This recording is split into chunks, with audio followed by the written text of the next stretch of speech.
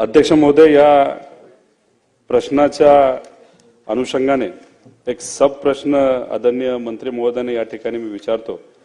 अध्यक्ष महोदय, आपल्या महाराष्ट्रामध्ये काय होते तर काही परराज्यातले व्यापारी आपल्या राज्यामध्ये येतात, ठिकठिकाणी शेतकऱ्याला भेटतात, थोडासा ॲडव्हान्स देतात, थोडासा विश्वास संपादित करतात आणि विश्वास संपादित केल्यानंतर पैसे बुडून ते निघून जातात। म्हणजे सुरुवात समजा नाशिक जिल्ह्यापासून केली, नंतर ते सांगलीमध्ये जातात, मग दुसरीकडे जातात। तर मंत्री महोदयांना आपल्या माध्यमातून या ठिकाणी माझा स्पेसिफिक प्रश्न आहे की शेतकऱ्याचं नुकसान होऊ नये, असं त्यांना कोणी फसू नये म्हणून हे जे बाहेरचे व्यापारी इथे येतात त्यांचं आपल्याला इथं रजिस्ट्रेशन काय करता येईल का, नाहीतर व्हेरिफिकेशन, पोलीस व्हेरिफिकेशन नाही तर अशी काही प्रक्रिया आपल्याला लागू करता येईल का, हा माझा पहिला प्रश्न त्या ठिकाणी।